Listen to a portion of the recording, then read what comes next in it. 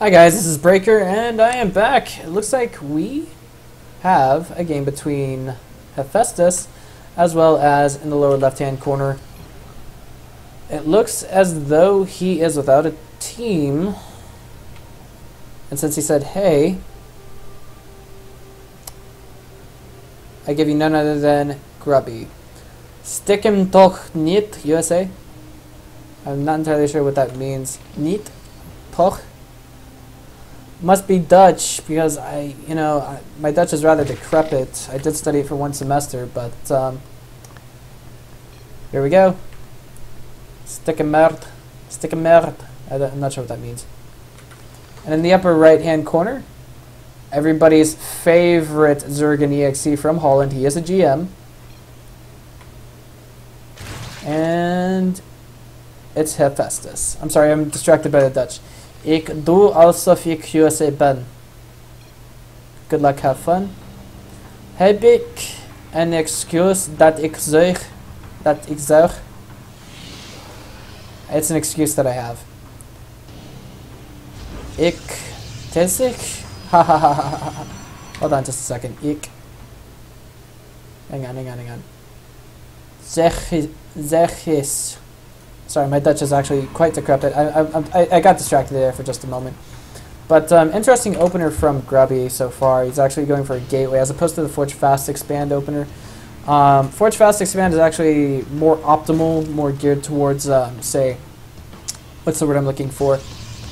Whoa, what is this? Double Gas versus Zerg before Cybernetics Core. I'm wondering if perhaps Grubby isn't reading into this. All he'd have to do is click in the upper right-hand corner to see if his opponent is Zerg or Protoss. Or Terran, for that matter. I'm thinking maybe he just caught the wrong opener for Hef. But I like this move a lot. He's actually got, well, not quite so much, actually. He's got one worker. He's got 3 workers on gas so far. 2 on the one on the left and 2 on the one on the right. There we go. This, I think, is going to be possibly MVP lure style Blink Stalker play. Possibly. This is a classic Wings of Liberty play. I cannot say this with certainty. But then again, it could also be a Sky Toss opener. I will not commit to either end of the spectrum. And of course, it looks like Hef went for the Hatch first opener. I kind of like what I've done with my sensitivity. Since I'm going to caster mode, basically I reduced the sensitivity to where I can only move with 1% of the screen, and instead of putting it on 70% and then swinging all the way across the map by accident. But here we go. The Mothership Core is now out for Grubby. It looks like that was the main aim of the double early gas. And so far, it seems like it's actually headed to the natural. Just wants to get that scout out, see where it's going. Interesting. Wow, this is interesting, really. We have a pylon going out already. Cybernetics Core. And a gateway. Zealot accompanying the Mothership Core this early in the game. Alright, and we have a Stargate following this up. A hidden one at that, my goodness. I wasn't actually looking into that. I wasn't thinking of that. And now we see the Lings going to town on these poor, defenseless, unbuildable plates. Zerg does not have any vision up the ramp just yet, and it looks like, oh boy, the Zealot was trying to go in there and do some damage, but it didn't quite work out for him. Hef kind of just holding back on getting double gases so far, as well as getting his third. He hasn't committed to either of those decisions just yet. He does have his forward spine call that's about to finish. And now we have Grubby actually moving to check for the third. He's going to see that it's not there. And this, I think, is quite the gamble from Grubby. He's actually going for an Expo without the Forge first. And now we see Oracles in production. Proxy Oracles. Wow, that Grubby, man, he's an amazing player.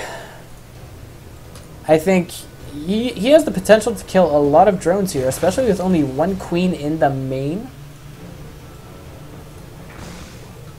And 2 in the natural. So at least by going through the main, he is definitely going to get some probe kills, or excuse me, some drone kills. And it looks like 1 gas is being taken on each Expo. If we have Grubby just kind of open his eyes to that, he'll know what's up.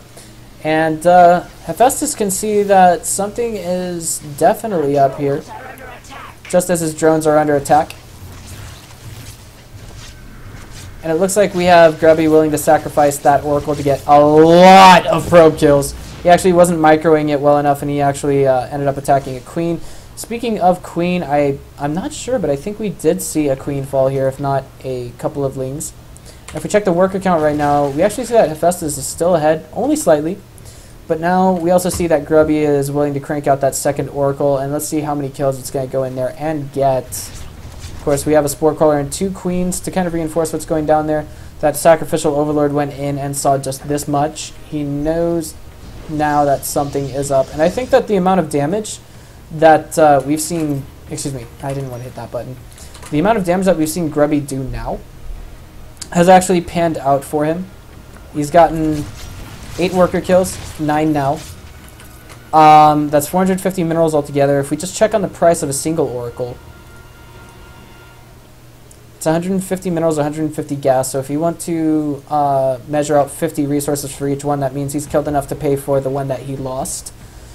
However, if you want to look at it from another light as well, a Stargate costs... let me see here. I have to figure this out. I don't actually play Protoss, but 150... It costs about 450 resources altogether. It looks like we have Hephaistas going for the Infestation Pit. So we're definitely going to see some either Infestors or some Swarm Hosts, because honestly, the Lings that we have here are not going to be enough to deal with what we have from Grubby.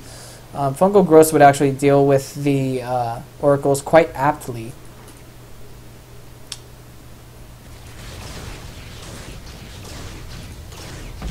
And that was interesting. It looked like he was going to go for...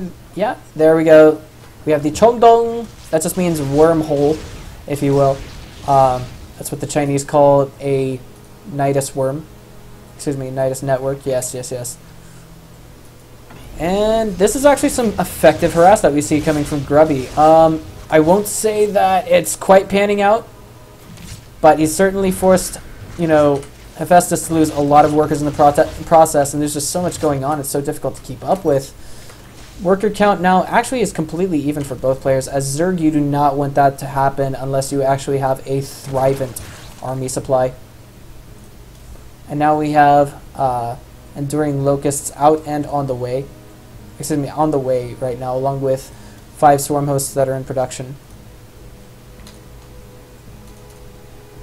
Robotics Facility is actually making a single Colossus right now. I think Grubby knows what he's up against. Not entirely sure of that. He did see that something was building right here. He also knows that there's an Infestation Pit, so he knows something is up. Something just isn't right here, because our Zerg still hasn't taken his 3rd base. Of course, Grubby is really... he's so far ahead of Hephaistas right now. It's like he's encountered this kind of play before. He actually sniped all of the forward Overlords. And now to kind of supplement what Hephaistas has, he's actually following this up with a Spire. One thing that I would probably try to do in Hephaistas' shoes... Well, never mind. It's only because... I'm only saying this because I'm spectating, but I would definitely try to get more map control, be it through Lings or perhaps through Changelings. Both are Lings, lol. Both of them end with the word Ling in them. And the Phoenixes just kind of patrolling out here, making sure nothing silly is going to come by. And we have a very large commitment to Swarm Hosts by Hephaistas thus far. And the Mothership Corps is going to come in here and see... Oh boy, he's going to see the 5th base, or excuse me, the 3rd base, and... Excuse me, I said 5 because there's actually 5 Queens here.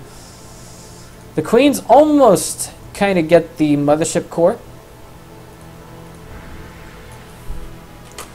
Now the Oracles are out and headed into the main of Hephaistas, trying to make themselves effective to the last. Just look at how much energy is floating on these guys. It's not a lot of energy, to be quite honest with you guys. That means so far we've seen Grubby actually make those those Locusts, these Oracles quite effective. He's getting a lot of drone kills throughout all of this. And if I can just stop stuttering for 5 minutes, you guys will hear a much better caster. But for now, it looks like one of those Oracles was shot down. And over the course of this game, we see that they have paid for themselves quite well. Both players even in worker count. definitely not where you want to be as Zerg. Both players even completely in supply count. But if we just check out the army supply right now, they're about even again. And what we really need to see Hephaistas do is, if he wants to hold his ground, if he wants to be able to hold his ground versus Grubby, he's going to have to open his eyes to his assault that's coming this way. But the problem is Grubby has just had such excellent map control so far that Hephaistas is completely oblivious to what is happening now. He tries throwing some lings at the third. It looks like some zealots and a stalker warped in. And now we see Hephaistas suddenly under siege. He catches on to the attack with these forward creep tumors. And now we have Bird Swarmos with Corruptors ready to attack this army. Unfortunately, the force fields are just too great. And it looks as though Grubby's going to have to try and settle for a snipe on the third. Beautiful use of those Colossi, really. And now we see that, oh my god, Hephaistas saved his third hatch at just the last second. There's no sentries here that I know of. No, sir. My god, everyone's going to make a meme about me, and it's going to be no, sir. Okay, so for the time being, we see that Grubby's kind of backed off. Hephaistas is actually down about 20 supply. We have to see really effective use of those locusts. They're just, as long as they're just sitting here, all they're doing really is not getting vision. And basically, they are free vision if you want to look at them in that light. But we also see creep being cleared away right here. The Oracle acting as a detector, I think. I don't see an observer anywhere in here, so it must be the Oracle that's giving him vision of the creep tumors. But at the time, we did see Hephaistas actually morphing those creep tumors, and at the same time, what is it? I'm sorry. We saw Grubby attacking those creep tumors, and now this is kind of a critical engagement. There's only a handful of locusts, a handful of corruptors to really deal with the colossi that are there. And I want to say that with the unit composition we have so far, oh no, this is actually a really big mistake by Hephaistas. He's actually sending all of his locusts in the opposite direction when the main army is actually coming down here to the third location, and we are going to have quite a big engagement. With the corruptors coming in back, I don't think they're going to be able to deal with the colossi. They actually get rid of the mothership core first, and now we see the colossi going to town on the swarm hosts. There's only this one left, and it does fall. And there it is. He says, Sicher. Come on, bro. I don't speak Dutch that well. He says, USA quality, GG. And he says, aww. And now both players have just ended the game. Hephaistas, I want to say this is the first player I've seen that has actually caught on to the strategies that I see both of our Grandmaster Zergs using so far. If you guys liked what you saw here today, go ahead and click on the subscribe button. This has been Breaker. I'll see you guys next time.